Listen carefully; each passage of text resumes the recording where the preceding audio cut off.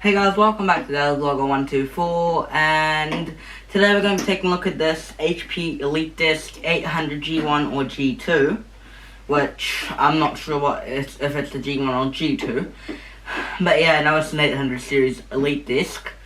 So we're going to be looking at this computer right here, and it's going to be exploring it. I got this computer a couple of days ago. Well, I worked on it a couple of days ago and just recently got it home here, like where I film and everything.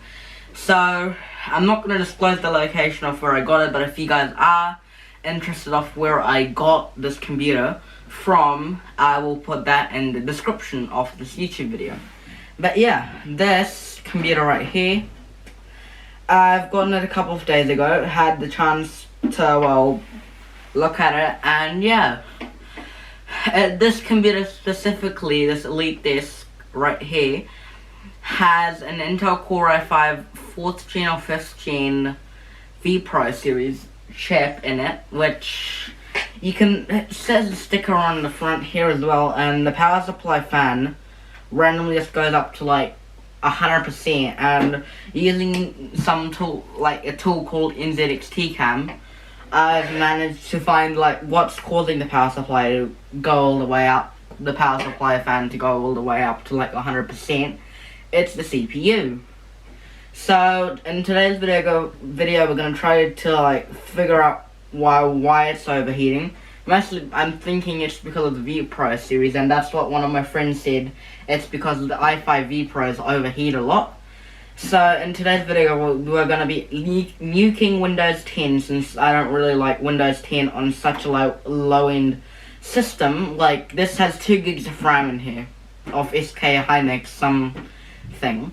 Not sure what the megahertz or gigahertz is of the RAM, but I know it's SK Hynix RAM. But mostly we're going to nuke Windows today and like figure out what's causing the CPU to overheat in this thing.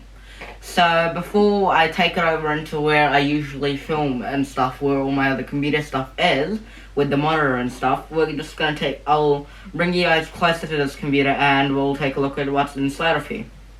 So I'll just do that now. Hey guys, so I've got this computer open now, and we're inside of here. Here's like the hard drive bay and like the DVD drive right there. And this is just gonna be a quick look inside, since like when I opened the case up, it's got a lot of dust and stuff on me, so maybe that's a part of the problem. Here's the CPU, which overheats. It's an i5 vPro that's under that stock HP Elite Disk cooler right here. And here's our power supply right here, and here's like, in case you guys are wondering, here's all the IO ports and stuff. But like under here is like an additional drive cage, and we've got like SK Hynix 2 gigs of RAM of SK Hynix RAM, and yeah, it's practically everything that's in this computer that I can name right now by just looking at it straight off the bat. But we're gonna go into the place where I film and then boot this computer up for its second time it's been turned on, and then we can nuke Windows, since Windows 10 doesn't deserve to run on this like 2 gigs of RAM. Doesn't run well with this computer. So I'm just gonna close this computer up now, and then we'll take it into the garage to like set it up and boot it up, and then wipe it and install Linux and stuff on it. So yeah, see you guys in a bit. Hey guys, so I've just set everything up here where I usually film and stuff. So I've set everything up with the computer and everything. I've set up the boot order to boot from my flash drive first. So what I need to do is to plug in this flash drive, and then we can install Ubuntu first. What I haven't done yet is fix that overheating issue. So we'll see how this goes, if it will go according to my plan that I've got. Let me just angle you guys a bit so you can see the monitor better, since I don't have like a proper capture card that well, at least the VGA capture card I don't have. Yeah, that can capture the output of this monitor. So I have to put you guys like somewhere like that. And now what I'm gonna do is I'm just gonna plug in the flash drive back here into behind the computer. I've already gone ahead and plugged my VGA cable, mouse and keyboard into the Elite Disk computer, and now all we need to do is turn it on. Sure, it's set to automatically boot from my flash drive, so that should happen. The HP logo should come up here in a bit. Let's just wait for it. It's a bit like not well done here. It's not that well, like, can't see it that well in person as well as you guys can see it. Be it the monitor better on camera, since my monitor is actually quite dark. So there, it should be loading Ubuntu now. It's doing its little disk check there. I'll zoom you guys in so you guys can see the percentage of it. Now I'll put you guys into a little time lapse while that is happening.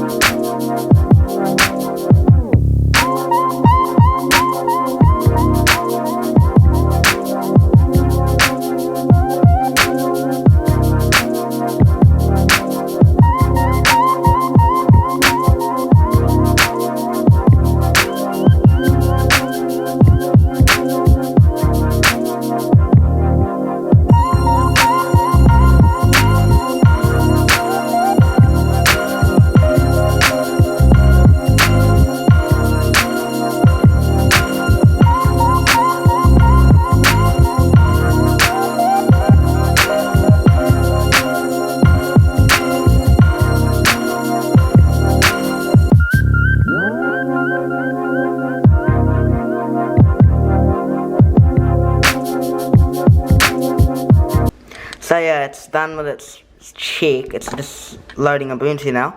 And one thing I noticed while booting this computer up, even with Windows on it, is it has a built-in speaker. I know most computers have like a built-in speaker for beeps and stuff, but this Elite Disk is being used for everything speaker. And now you guys can probably hear the fan behind the computer monitor, obviously. So yeah. Let's go ahead and install Ubuntu. We'll just select English for our language, for keyboard layout and language, I'm pretty sure. We'll do a normal install. So let's wait for it to thing up. We're doing a normal install because this computer is completely normal. Doesn't have any specialized features that we would need to do, like minimal install and yeah. Install alongside Windows Boot Manager. You can choose what operating system. Computer starts up. Yes, I'd actually like to do that. So yeah, it's 260 gigs for files and 239 gigs for that. Yep. Install now.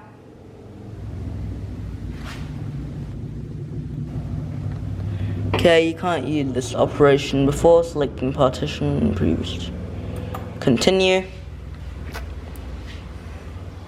Because I'd like to because if it gave me the option to keep Windows on here alongside Ubuntu Linux, I would obviously select that option. Since, well, don't use Windows that much, but there's something that Windows does better in some ways. I'm not showing telling that. Well, let's select our time.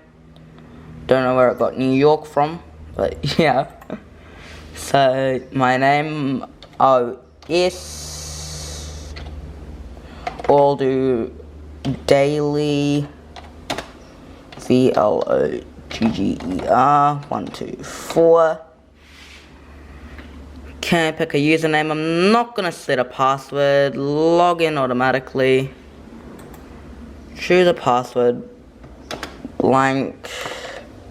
Well, do OS and OS.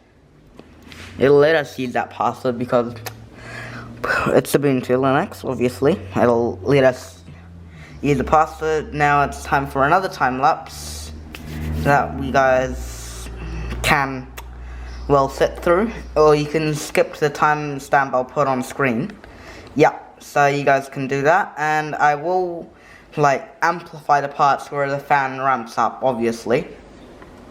So, yeah. Time for another time lapse. Hey guys, so while this Ubuntu was in the middle of installing, my memory card decided to do memory card errors. Isn't that just lovely? That it decided to error and corrupt the recording that you guys were in.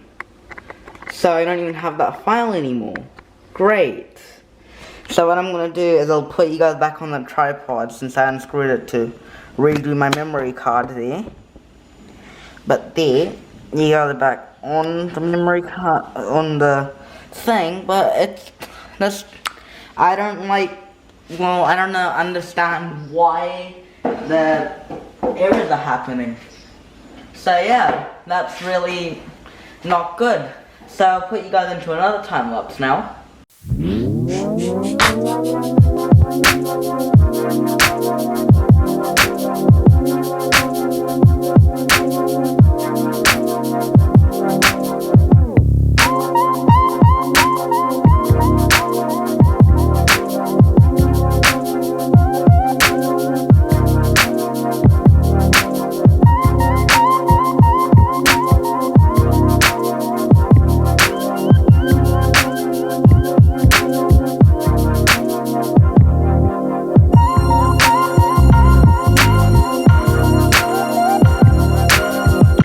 Hey guys, so the installation is just completed and my stupid memory card decided to go all haywire again. I hope you guys still hope that time-lapse file saved itself. So it wants us to remove the installation media, which is my flash drive, and then restart the computer.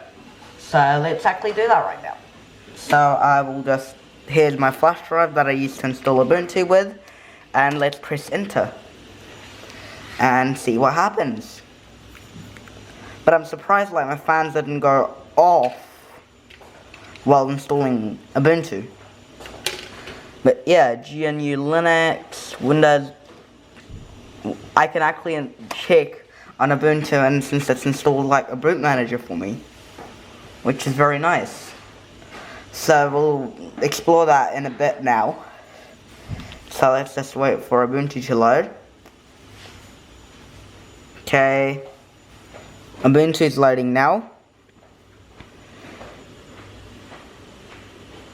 So let's just wait for it to load there. I'm actually going to stop the recording now and come back when it's actually finished loading. Hey guys, so Ubuntu is just loaded and stuff. Wants us to complete its initial setup. So let's do it. Next, next, next. Okay, you can use software like that. We're actually going to press done since we don't have a network touch right now, but Ubuntu is actually installed on this computer.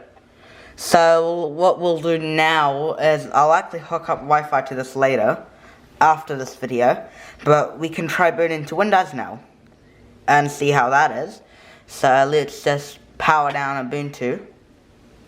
Power off / log off, power off. Okay, press power off right there, and then let's boot into Windows. Hey guys, so the computer's just turned off now, and let's boot into Windows and see what that's like, and see if Windows still survived after Ubuntu being installed. So let's wait for it to turn on now. Okay, here we are on the screen, and it gives us the option on Windows Boot Manager. So let's click on Windows Boot Manager, and here is Windows. I'm actually gonna reset Windows since like the refurbishment company that I didn't quite get it from. Well, whoever used this computer last put a bunch of software on here the only two pieces of software I found were Foxit PDF Reader and Google Chrome. I installed NZX TCAM for monitoring temperatures and stuff. So we're actually going to end off the video right here. In next week's video we'll reinstall Windows. Well, we'll wipe it and reinstall Windows, because I figured out, since this is an i5 V Pro computer, it's a 4th gen i5 V Pro. I'll take you guys into Task Manager actually to show you guys the proper specs and stuff, since I haven't shown you guys that. It has 2 gigs of RAM, which is SK Hynix RAM according to NZX TCAM. Which is actually loaded right now, so I can actually show you the things. Let's just wait for NZX TCAM to load. Okay, 90C for the CPU, which is really horrible for the CPU temperature. And then we've got for the CPU, we've got an Intel Core i5-4670. For a GPU, you've got the Intel HD Graphics 46000. Motherboard's obviously Hewlett-Packard 1998 motherboard. And then for RAM, we've got 2 gigs of SK Hynix RAM. And then you've got a Seagate Barracuda hard drive, which is a 500 gig drive. And then for audio, real definition, high definition audio. And then for network, we've got nothing, since I haven't plugged in a network thing cord yet. For the clock speeds, if you guys are wondering, there they are right now. So there's all the clock speeds. And yeah, that's basically it.